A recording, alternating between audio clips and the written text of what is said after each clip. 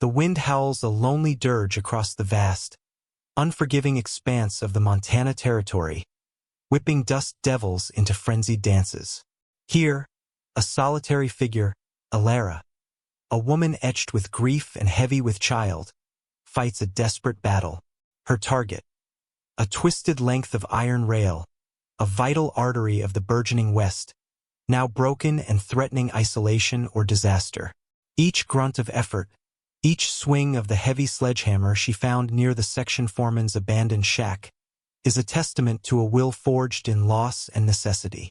Her breath rasps in the thin air, her hands are raw, her back screams, but the image of an approaching train, unaware of the danger, fuels her. This track is her only hope, her only link to a small parcel of land willed to her by a husband the railroad itself had claimed. She has to fix it. She has to survive. That was a close call. Before we see how Alara navigates this, tell us in the comments. What's the toughest situation you've ever had to survive? And if you admire pure grit, hit that like button and subscribe. The stakes are immense. If she fails, the weekly supply train might derail, or worse, a passenger train. Her remote, newly inherited cabin, miles further down the line, would become an unreachable prison. Her unborn child, a tiny flutter of hope within her, depends on her strength. She is a widow, barely 24, with the railroad's dust still clinging to the hem of her worn black dress, a constant reminder of Thomas, her bright-eyed engineer husband, lost to a boiler explosion just 6 months prior. Unseen, high on a ridge overlooking the vast, sun-scorched valley, a lone rider, Silas, has paused, his attention caught by the improbable sight of a woman laboring on the track. He's a wanderer, a man who has made a point of not getting involved, but there's something in the desperate energy of that distant figure that holds him.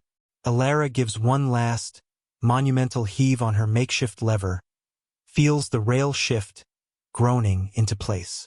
With trembling hands, she hammers a spike, then another. Exhaustion, a black wave, crashes over her.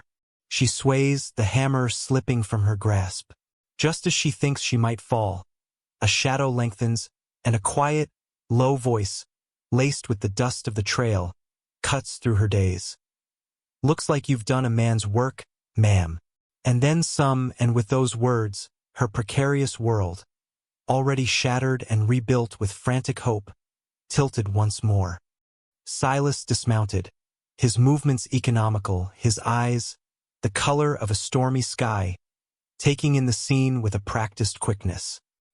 He saw the sweat-soaked dress clinging to her, the pronounced swell of her belly, the raw, blistered hands, the alarming pallor beneath the grime on her face, and the surprisingly neat, if desperate, repair job on the track.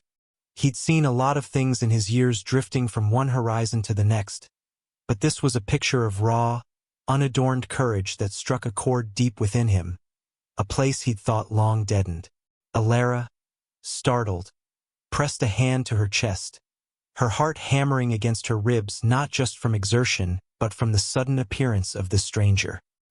He was tall, lean, with shoulders that spoke of strength, his face weathered by sun and wind, a well-worn Colt .45 riding low on his hip. There was a hardness about him, yet his voice had been unexpectedly gentle. She was the widow of Thomas Vance, a man who had poured his youthful enthusiasm into the westward expansion of the Iron Horse, believing in its promise. After his death, the small compensation from the railroad company had been barely enough to bury him and settle his few debts. All that remained was a deed to a small, isolated plot of land out west, a place Thomas had bought sight unseen, dreaming of a future away from the soot and danger of the engines.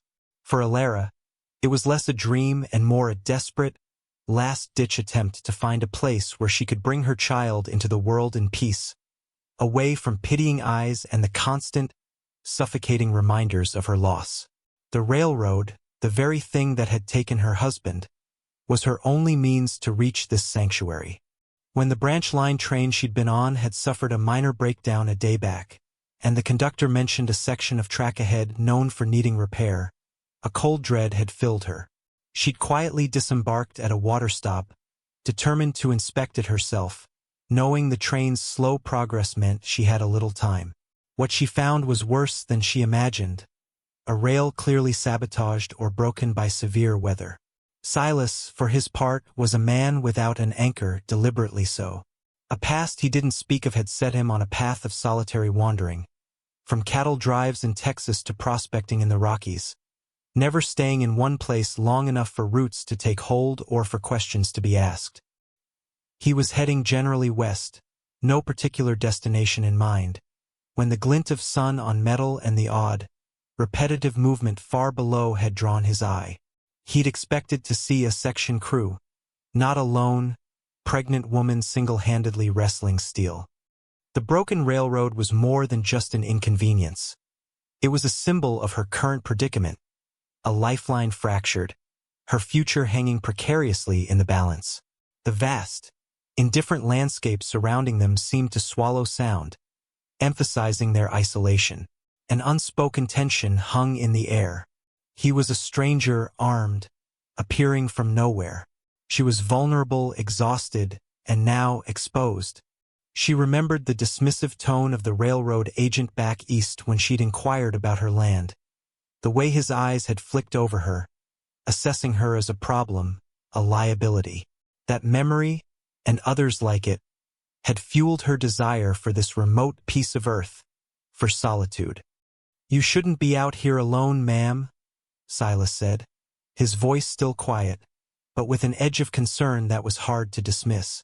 He took a step closer, and she instinctively tensed, a small, protective hand going to her belly. He stopped, holding up his own hands, calloused and capable, in a gesture of peace. "Track looks solid now. Good job." His gaze went from her to the repaired rail and back again. "But you look like you're about to fall over." Alara swallowed, trying to find her voice. I had to. The train. It's due." She nodded, her throat tight. "Sometime this afternoon, I think." They were delayed. He nodded slowly. "You planning on flagging it down?" My cabin is a few miles further on. I thought I could walk once." Her voice trailed off as a wave of dizziness washed over her. The world tilted, the stark blue sky and the harsh brown earth blurring at the edges. She swayed, and this time, Silas moved quickly, his arm shooting out to steady her. The contact was brief, impersonal, yet it sent a jolt through her. "Easy there," he murmured, his grip firm but not bruising. He guided her to sit on a sun-warmed rock. "You've done enough. More than enough." He unslung a canteen from his saddle. "Water. Drink some." She took it with trembling hands, the coolness of the metal a small shock. The water was a balm to her parched throat. He watched her, his expression unreadable, but there was a distinct lack of threat in his stillness. He was a man accustomed to waiting, to observing. "My name is Silas," he offered, breaking the silence. "Alara," she managed, her voice a little stronger. "Alara Vance." He nodded.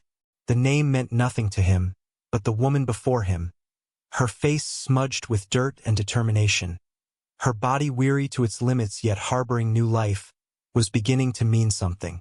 He hadn't intended to stop, hadn't intended to speak, certainly hadn't intended to get involved. But leaving her here, in this state, seemed an act of cruelty he wasn't capable of, wanderer or not. "Your cabin," he said. "How far did you say?" 5 miles, maybe 6. Down the line, she gestured vaguely. He looked at her, then at the sun, already past its zenith. Walking 5 miles in her condition was out of the question. He made a decision, one that surprised even himself. "Reckon I'm heading that way myself for a bit.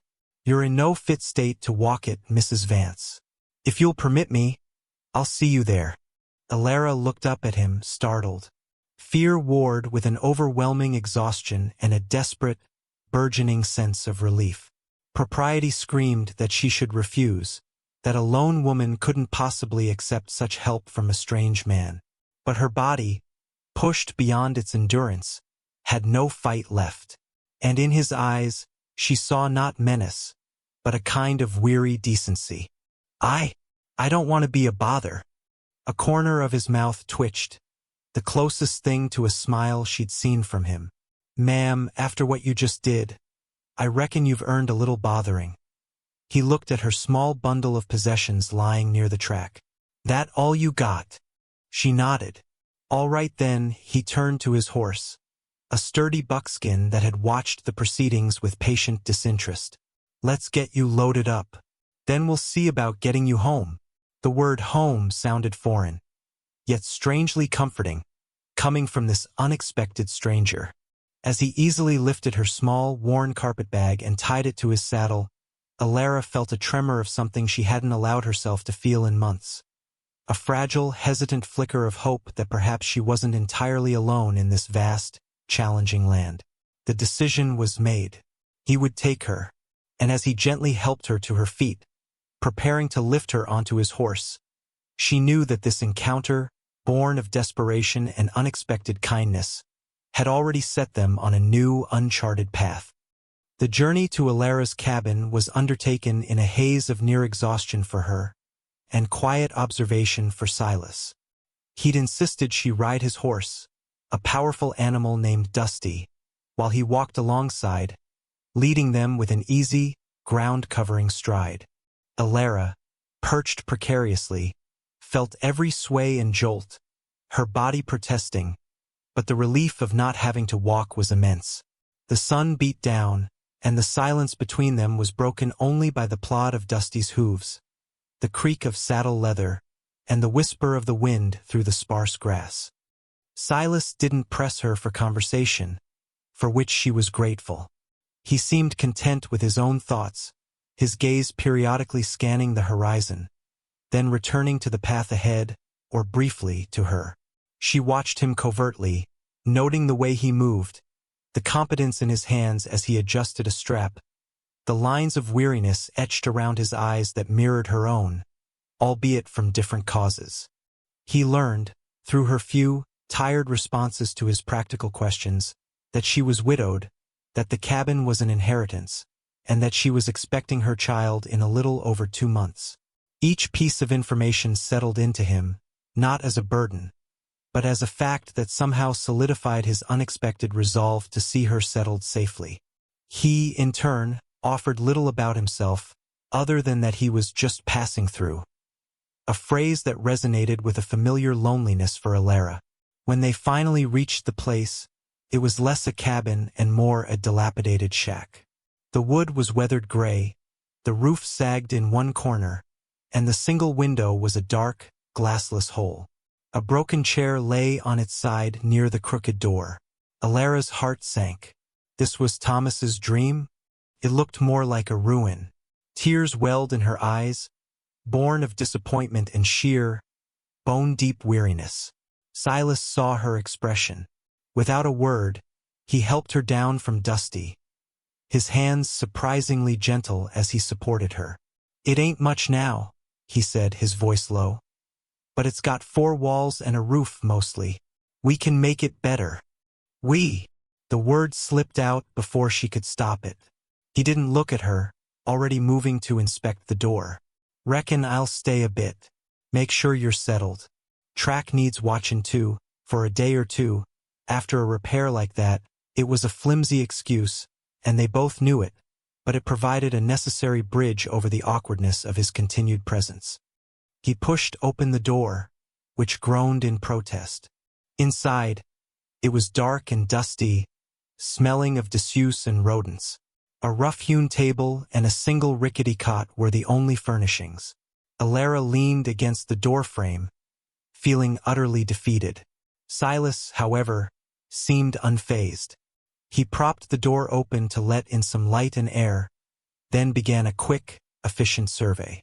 "Good well out back, according to the map Thomas left," Alara murmured, remembering a detail from her husband's hopeful letters. "I'll check it," Silas said. "First, let's get you comfortable as can be." He unrolled her small bedding onto the cot, which creaked alarmingly but held. He shooed a spider from the wall with his hat. Needs a good sweep out. And that window needs covering. Over the next few hours, Silas worked with a quiet, focused energy. He drew fresh water from the well, which thankfully was still serviceable, if a little murky at first. He used his own blanket to cover the window opening, plunging the interior into a dim twilight but keeping out the worst of the wind and dust. He swept the floor with a makeshift broom fashioned from a branch, his movements economical and effective. Alara, after drinking deeply of the water, had collapsed onto the cot, watching him through half-closed lids, a strange sense of unreality washing over her. This man, a complete stranger hours ago, was now tending to her needs, making her shelter habitable, with a matter-of-fact kindness that was both disarming and deeply comforting. As evening approached, a chill crept into the air. Silas built a small fire outside, using dry brush and a few pieces of wood he scavenged from a fallen tree nearby. He had a little coffee and some hardtack in his saddlebags. He offered her some, and though it was meager fare, the warmth of the coffee cup in her hands felt like a luxury. They sat by the fire, a comfortable silence settling between them. The vastness of the prairie night, with its chorus of crickets and the distant howl of a coyote, enveloped them. "Why are you doing this?" Alara finally asked, the question that had been hovering in her mind all afternoon. Silas stared into the flames for a long moment before answering. "Saw a person in need," he said simply, as if it were the most natural thing in the world. "And someone who showed more grit than a whole crew of railroad men. Seemed right." He paused.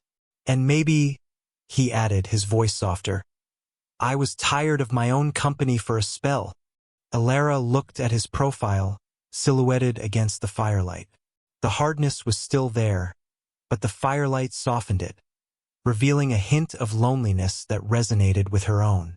"Thank you, Silas," she said, her voice filled with genuine gratitude. "I don't know what I would have done without you today." He just nodded, a slight inclination of his head. "Get some rest, Mrs. Vance. Tomorrow's another day." The next morning, Alara woke feeling stiff and sore, but considerably more human than the day before. The dim light filtering through Silas's blanket-covered window told her it was early.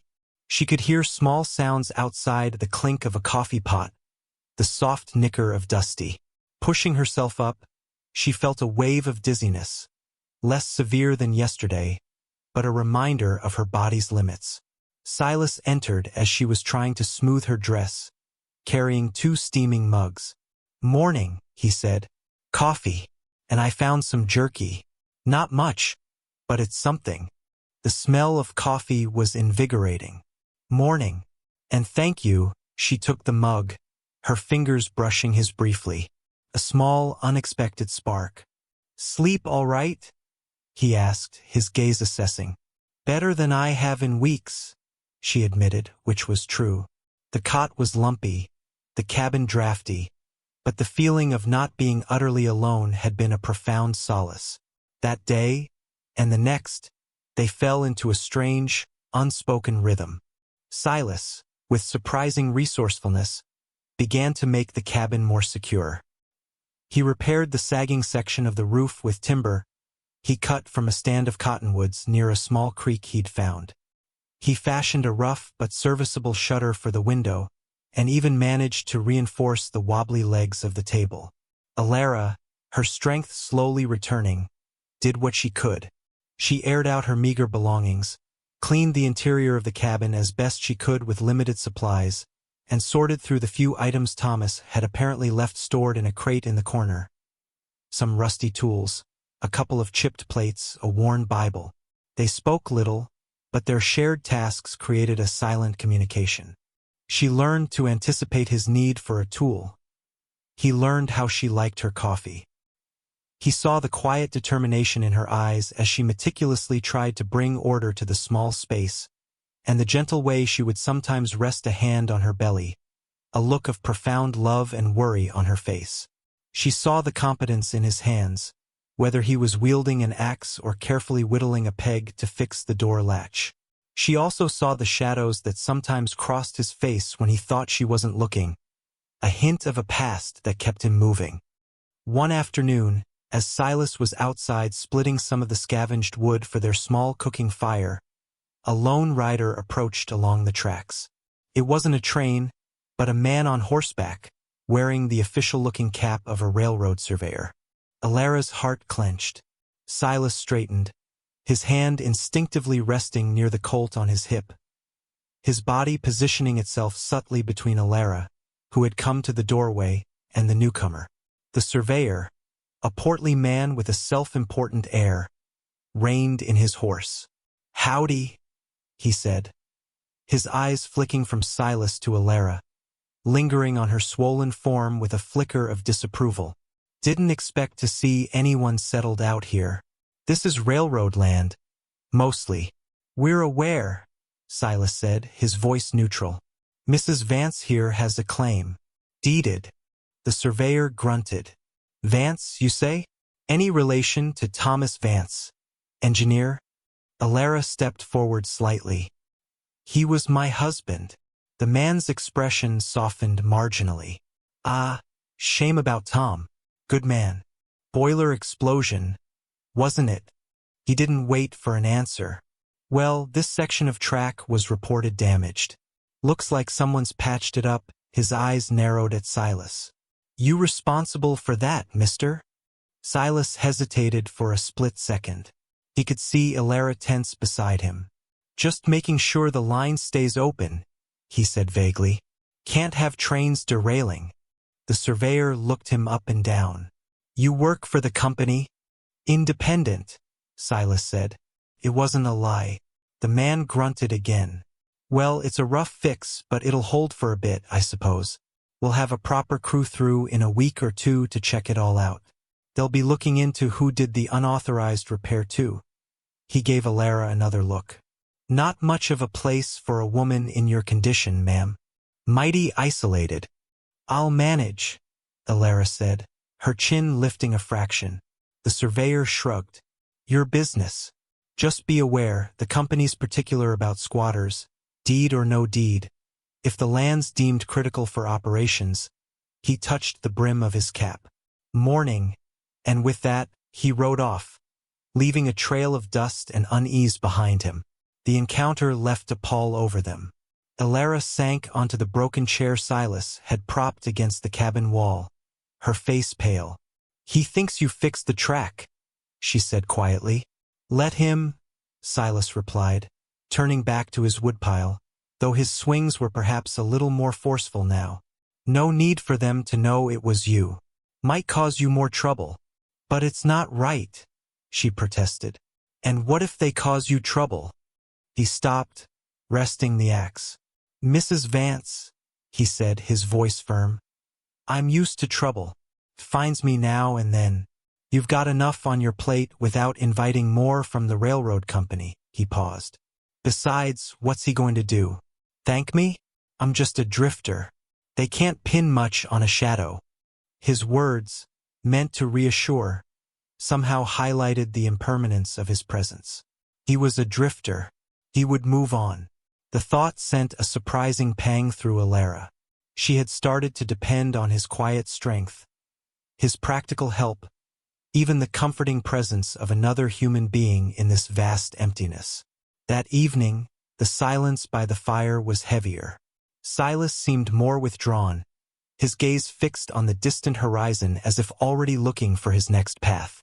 Alara found herself watching him, a knot of anxiety tightening in her chest. The surveyor's visit had been a stark reminder of her precarious hold on this place. And now, the equally precarious nature of Silas's companionship. She thought about his words. "I was tired of my own company for a spell." Was the spell wearing off?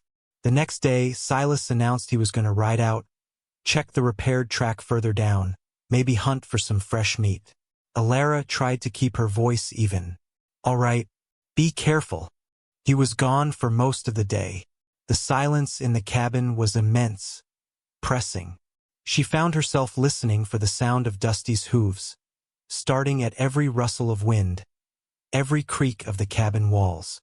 She realized with a jolt how much his presence had become a buffer against her fear and loneliness. When he finally returned late in the afternoon, a brace of rabbits tied to his saddle, the relief that washed over her was so intense it almost buckled her knees. He didn't comment on her strained expression, but as he prepared the rabbits for their evening meal, he seemed less distant. He spoke a little about the land he'd covered, the condition of the track. Later, as they ate, he surprised her by asking, "Thomas, your husband, was he a good man?" The question was unexpected, but his tone was gentle. Alara found herself talking, haltingly at first, then with more ease, about Thomas, his kindness, his dreams for their future, his love for the intricate workings of the steam engines that had ultimately claimed him. Silas listened patiently, his gaze steady on her face, offering no judgment, only a quiet attention that made it easier to speak of painful things. When she finished, her voice thick with unshed tears, he nodded slowly. "Sounds like he was. You were lucky to have that." There was a note in his voice, a hint of something wistful, that made her wonder about the luck, or lack thereof, in his own past. "And you, Silas?" she ventured, emboldened by his openness. "What makes a man wander so far, for so long?" He looked away into the fire. "Some things, some places, they get hard to stay in. Easier to keep moving." It was a vague answer, but it hinted at loss, at a pain that perhaps mirrored her own in some way. She didn't press. She understood the need for closed doors in a person's heart. That night, something shifted between them.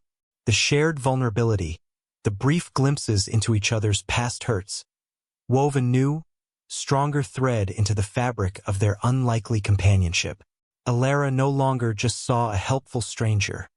She saw a man with his own burdens, his own quiet sorrows.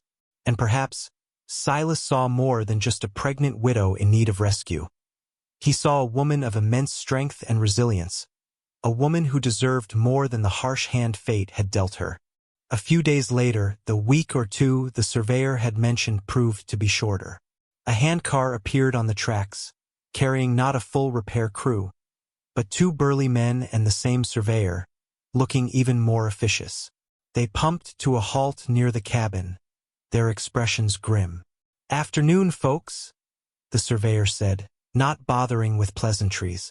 He had a ledger in his hand. "We've been looking into this plot of land, Mrs. Vance." He flipped a page. "It appears your husband's deed, while legitimate, is on land the Northern Pacific has now designated as critical for a new siding and water tower. Companies exercising its right of eminent domain. You'll be compensated, of course, a fair market value." He named a sum that was pitifully small. "But you'll need to vacate within 48 hours. Alara felt the blood drain from her face. Vacate? Go where? The small sum wouldn't even get her back east, let alone establish her anywhere else. This tiny, dilapidated cabin was all she had, the only place she'd envisioned for her baby's birth. "Now hold on," Silas said, stepping forward, his voice dangerously low. 48 hours? For a woman in her condition? That's not reasonable. The surveyor puffed out his chest. "Railroad business ain't always reasonable, mister. It's necessary. Progress waits for no one." One of the burly men behind him cracked his knuckles. A clear, unspoken threat. "There has to be some mistake," Alara pleaded, her voice trembling. "My husband, he bought this land in good faith. Deeds can be superseded, ma'am, when the needs of the railroad are paramount," the surveyor said, his tone final. "We'll have a crew here in 2 days to start clearing. You need to be gone." He looked from Alara's distressed face to Silas's thunderous one. "And as for this unauthorized track repair," he jabbed a finger towards Silas, "we're still looking into who's responsible. Interfering with railroad property is a serious offense."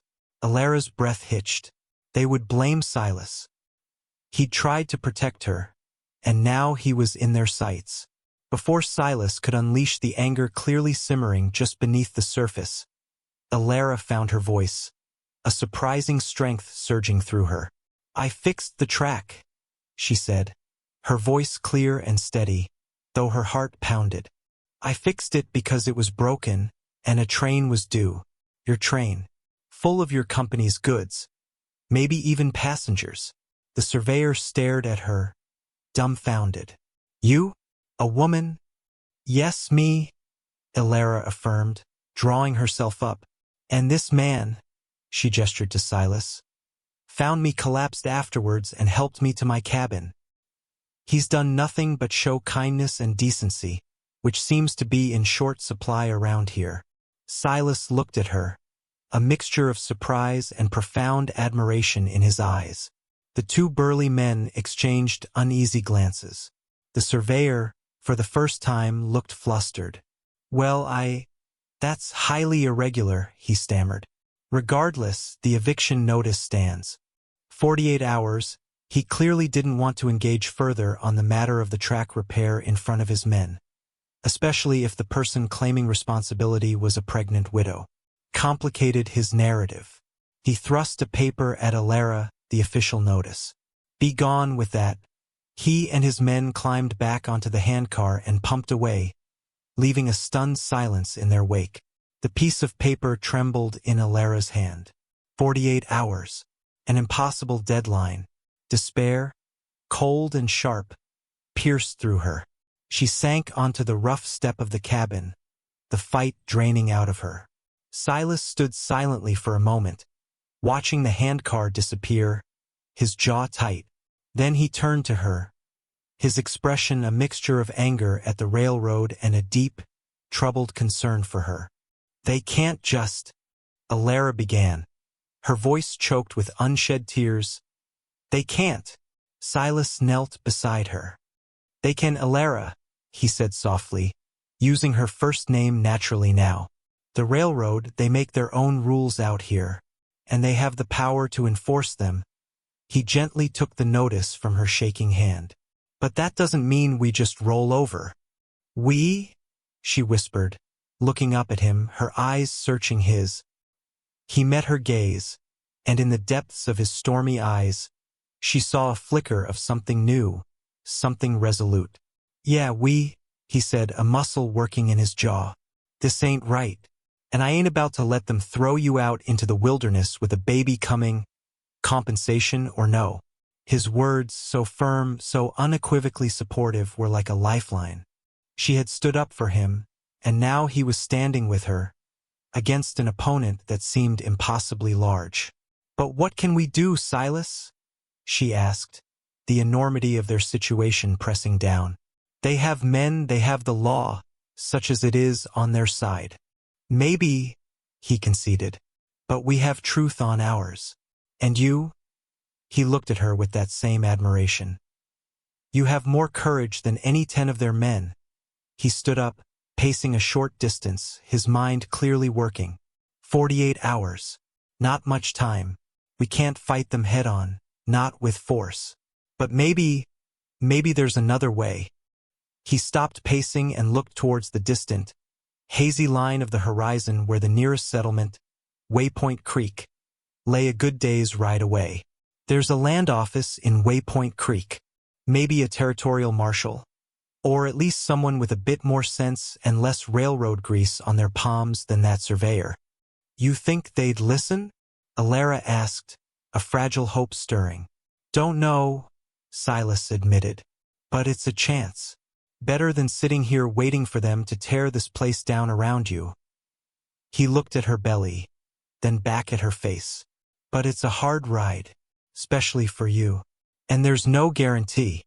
The thought of another journey, the uncertainty, the potential for more disappointment, was daunting.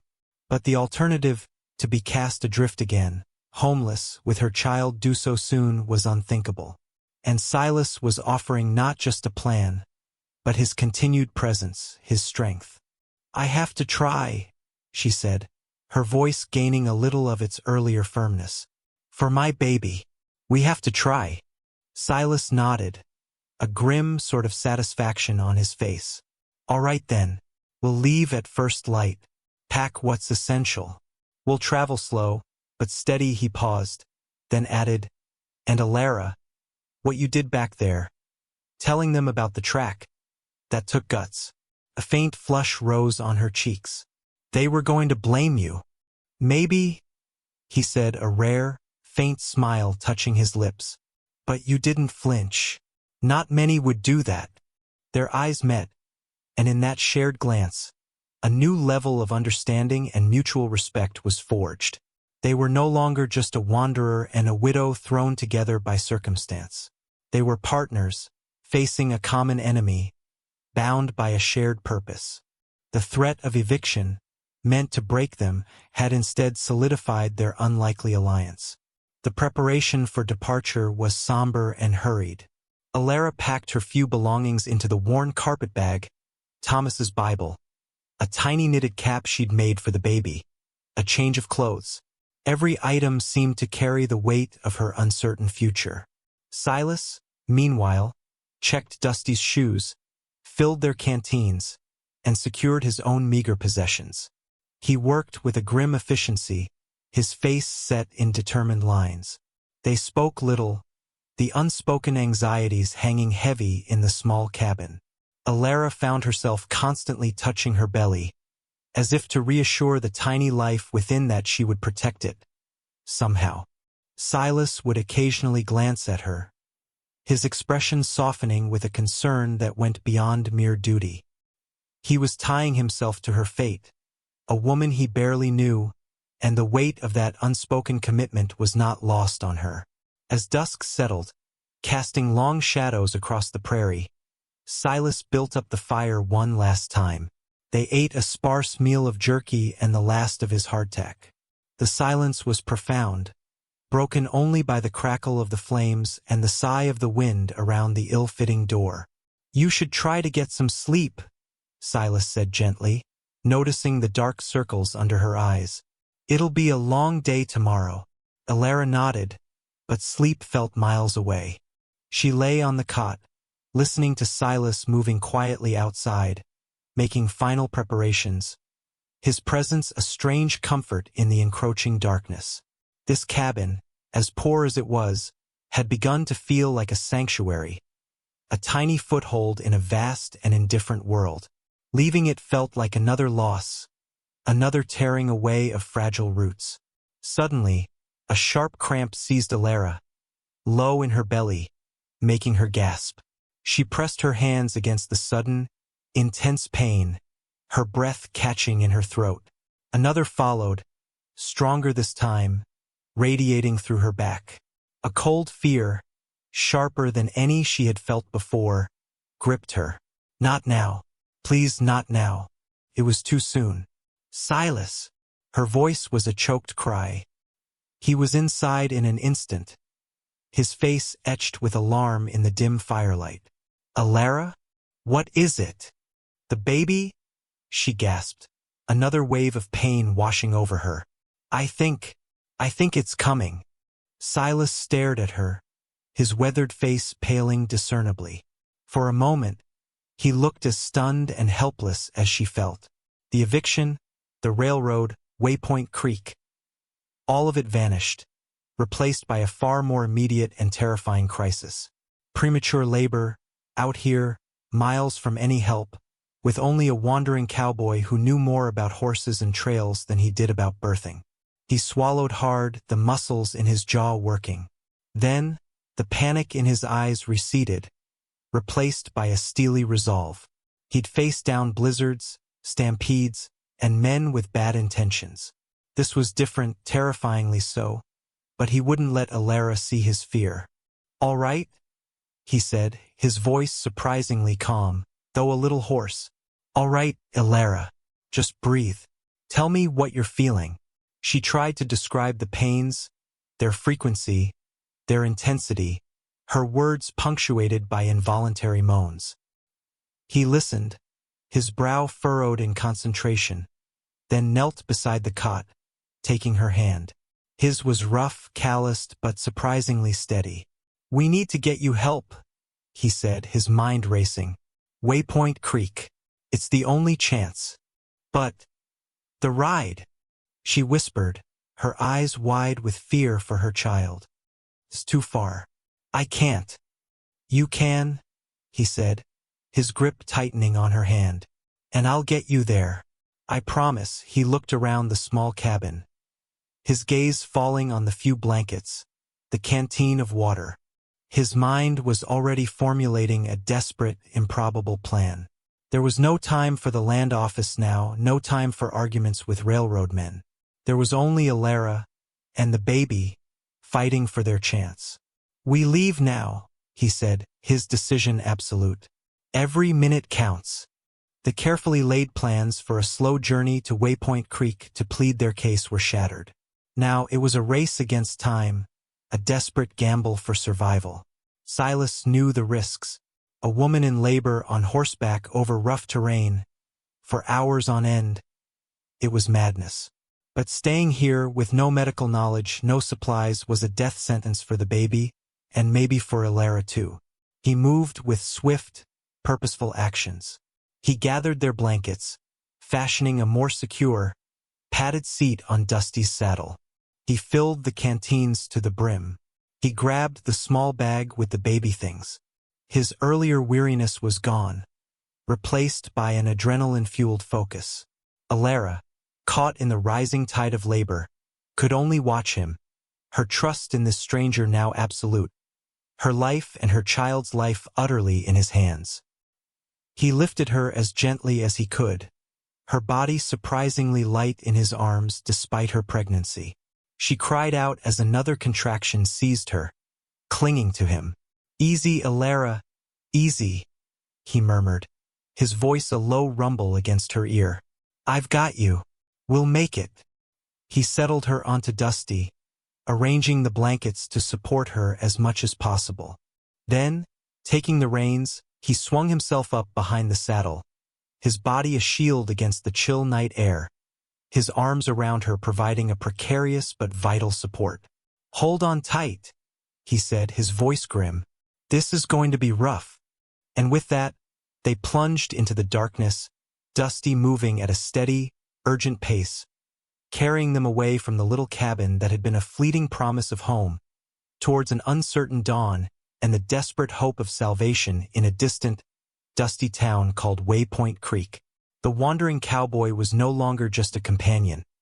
He was a lifeline, and he was, quite literally, carrying her towards whatever future awaited them. The journey was a torment, a blurred passage of darkness, pain, and the relentless, jarring rhythm of Dusty's determined stride. Silas kept the horse to the flattest ground he could find, mostly following the faint line of the railroad tracks. But even so, every step seemed to send jolts of agony through Alara's tortured body. The contractions came harder now, closer together, stealing her breath, wringing moans from her lips that she tried to stifle against Silas's rough-spun shirt. He held her secure, one arm wrapped firmly around her waist, the other guiding Dusty with a sureness born of long familiarity with the night-veiled land. He spoke to her in low, steady tones, not of reassurance, for they both knew the desperation of their plight, but of practical things. Breathe deep, hold on, we're making good time. His voice, a constant presence in the roaring chaos of her pain, became an anchor. The moon, a cold silver sliver, offered little light, and the stars seemed impossibly distant, indifferent to their struggle. Silas navigated by instinct, by the feel of the land beneath Dusty's hooves, by a primal sense of direction honed over years of solitary travel. He could feel Alara trembling against him, sometimes with cold, sometimes with the sheer force of the labor that was racking her body. He pulled his own worn duster more tightly around them both, a futile gesture against the immensity of her suffering and the chill of the high prairie night. Hours passed, each one an eternity. Alara drifted in and out of a haze of pain. Sometimes she was acutely aware of Silas's arm around her, the smell of dust and horse and faint tobacco that clung to him, the steady beat of his heart against her back. At other times, She was lost in a red wave of agony, vaguely aware of his voice urging her on. She prayed, silent, desperate pleas to a God she wasn't sure still listened. For her baby, for Silas, for an end to this ordeal. Dawn was a pale, reluctant smear on the eastern horizon when Alara cried out, a sharper, more urgent sound. Silas, I think my water. It broke. He felt the dampness spread against his leg. A stark, terrifying confirmation. Time was running out, faster than he dared to imagine. He urged Dusty to a slightly faster pace, a bone-jarring trot that Alara endured with gritted teeth, her knuckles white where she clung to the saddle horn. Not much further, he lied, though he knew Waypoint Creek was still miles away. You're doing good, Alara. So strong. His own body ached with the strain of holding her, of maintaining his balance, of the relentless tension. His throat was raw from the dust and the dry air. His eyes burned from lack of sleep and constant searching of the shadowy landscape. But his will was a rod of iron. He had made a promise. He would get her there. As the sun finally crested the horizon, painting the sky in brutal strokes of orange and pink, they saw it not the town itself, but the faint smudge of smoke that signaled its existence, still heartbreakingly distant. But it was a beacon. Alara was weakening, her moans softer now, interspersed with worrying periods of silence. Silas's heart hammered with a fear colder than the night wind had been. He leaned closer, his lips near her ear. Alara? Stay with me. We're close. Look, see the smoke? That's Waypoint Creek. We're almost there. She stirred, her eyelids fluttering. The baby, she whispered, her voice barely audible. The baby will be fine, he said, with a conviction he didn't feel. You'll both be fine. The last few miles were a desperate, agonizing crawl. Dusty, sensing the urgency, pushed on with unwavering courage, the horse's own breath coming in ragged gasps. Silas could feel the life draining from Alara, her head lolling against his shoulder. He talked to her constantly now, of anything and everything, just to keep her conscious, to keep her fighting. He told her about the sunrise, about a hawk circling overhead, about the silly name he'd once given a cantankerous mule. And then, finally, the first scattered buildings of Waypoint Creek appeared through the shimmering heat haze. A dusty main street, a few false-fronted stores, a livery stable, a church steeple. It was a typical frontier town, raw and unadorned, but to Silas, it looked like paradise. He didn't slow Dusty until they reached the largest, best-kept house on the street, one with a neat picket fence and a small sign that read, Dr. Josiah Aberwick, physician and surgeon. He half fell, half slid from Dusty's back, his legs nearly buckling beneath him, and gently, so gently eased Alara down into his arms. She was terrifyingly limp, her face ashen. Hang on, Alara, he rasped. We're here. He kicked open the gate, strode up the short path, and hammered on the door with his free hand, his other arm cradling Alara protectively. Doctor, help, please, help. The door opened to reveal a portly, balding man in his shirt sleeves, his eyes wide with surprise at the disheveled, desperate man and the unconscious, pregnant woman on his doorstep. Good heavens, man! What in? Bring her in. Quickly, Dr. Aberwick exclaimed, stepping back to allow them entry. Silas carried Alara into a small, clean examination room, laying her tenderly on a narrow couch. A woman, presumably the doctor's wife, appeared, her face etched with concern. Martha, get some water, blankets, the doctor commanded, already leaning over Alara, his experienced hands checking her pulse, her breathing. What happened, son? Who is she? Name's Alara Vance, Silas said, his voice hoarse, his body swaying with exhaustion. Baby's coming. Too soon. We rode all night. From out past Eagle Butte. The doctor's eyebrows shot up. Eagle Butte? That's a good 30 miles. All night. He looked from Alara back to Silas, a new respect dawning in his eyes. You brought her all that way in labor? Silas just nodded, too weary to speak. Martha, help me get her comfortable. Son, you look like you're about to collapse yourself. There's coffee on the stove in the kitchen. Go sit down. But Silas couldn't move. He stood rooted to the spot, his gaze fixed on Alara's pale face, his heart a cold knot of dread in his chest. He had gotten her here. He had kept his promise. But was it enough? Was it too late? The next hour was a torment of waiting.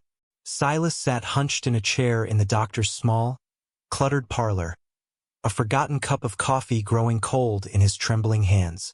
The sounds from the examination room were muffled, indistinct, the doctor's low commands, Martha's soothing murmurs, and then a sound that made Silas's breath catch in his throat, Alara's sharp, agonized cry. He closed his eyes, his fists clenching, every muscle in his body taut with a helpless empathy.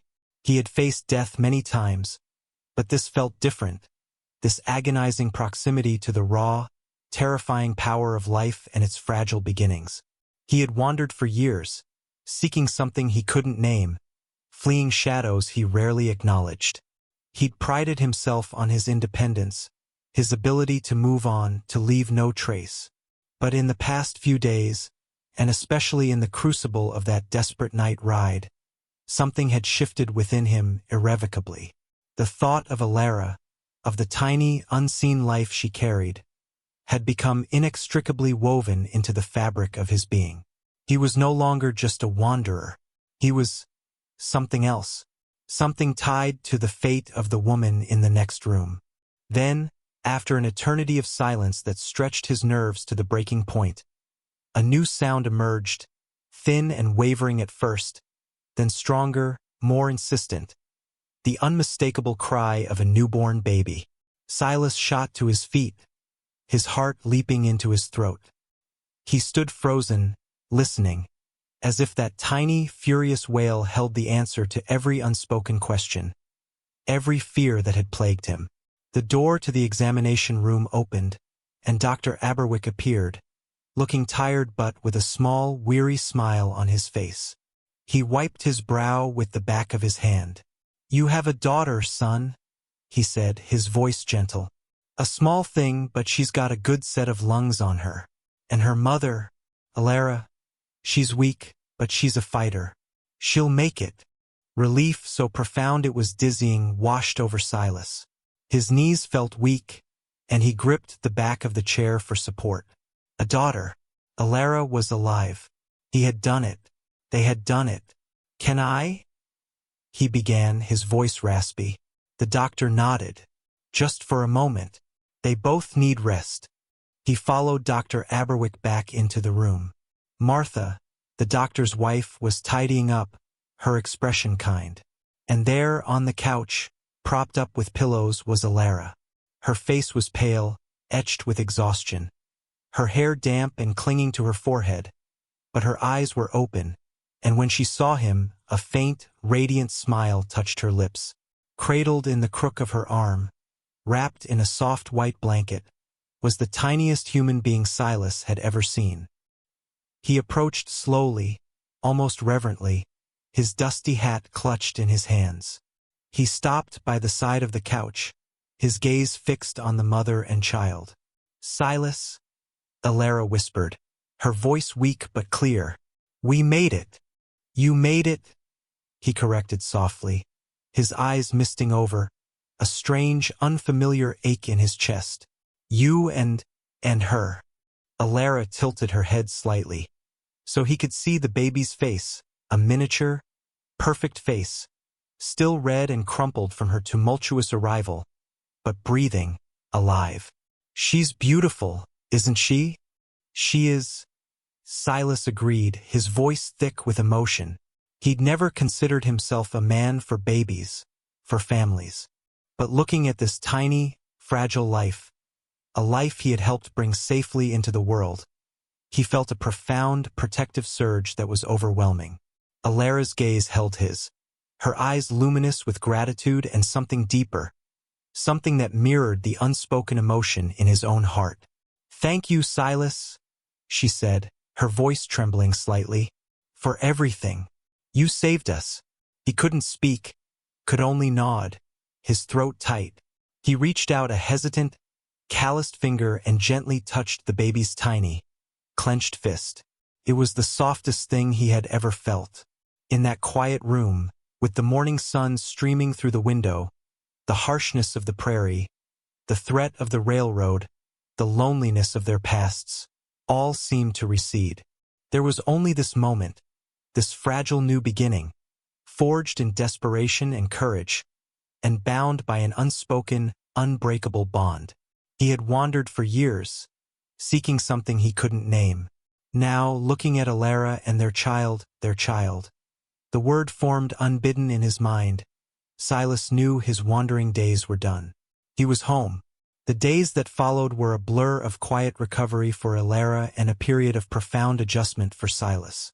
Dr. Aberwick and his kind wife, Martha, insisted Alara stay with them until she regained her strength. Waypoint Creek, small as it was, buzzed with the story of the desperate night ride and the premature birth.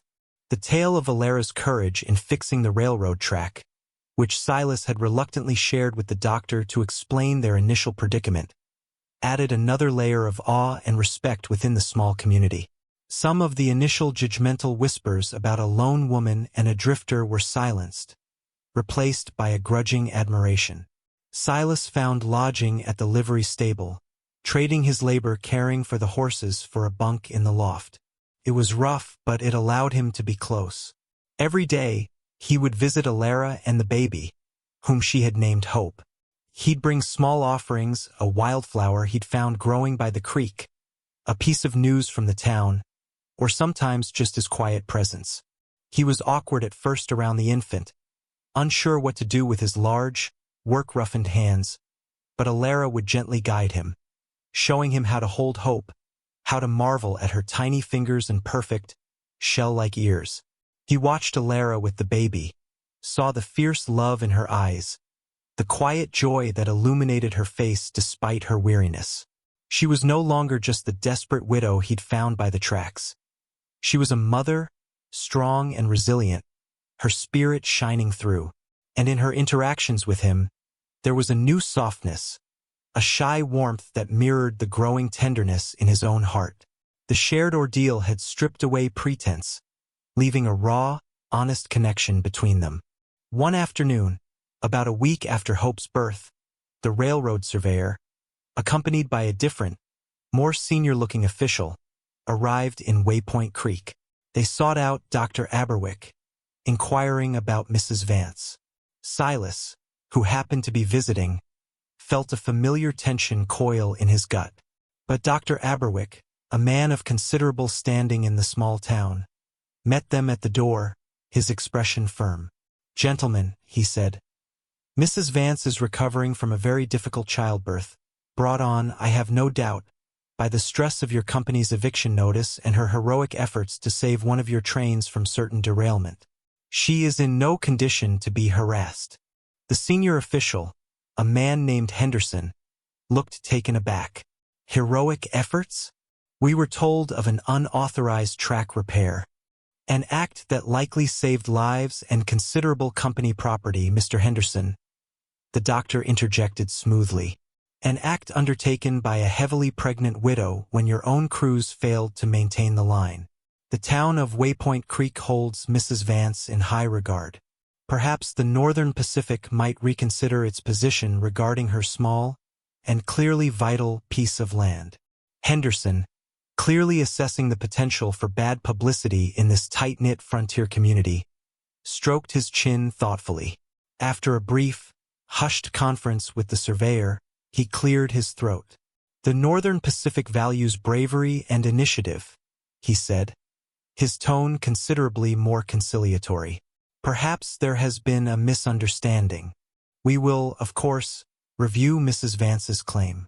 And in light of her contribution, the company would like to offer a token of its gratitude." He mentioned a sum considerably more generous than the initial compensation. enough for Alara to truly start anew, perhaps even to improve the cabin. Later, when Alara was told, she looked at Silas, her eyes shining. "It seems," she said softly, "that even a big railroad can sometimes be made to listen. The little cabin, their first shared space of hardship and hope, might yet become a home." The railroad tracks, once a symbol of her isolation and then her desperate flight, now seemed more like a path that had, against all odds, led her not to desolation, but to Silas and to hope. As Alara grew stronger, the question of the future hung unspoken between them. Silas had found steady work at the livery, his skills with horses valued.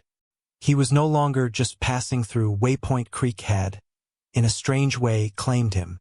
One evening, as the sun set, painting the sky in hues of rose and violet, Silas sat with Alara on the small porch of the doctor's house. She held Hope, now sleeping peacefully in her arms. "The doctor says I'm strong enough to travel soon," Alara said quietly, not looking at him. "Back to the cabin. If that's what we decide." Silas looked out at the vast prairie stretching before them, the same land he had wandered for so long. It no longer looked empty to him. "That cabin," he said, his voice a low rumble. "It'll need a lot of work to make it a proper home.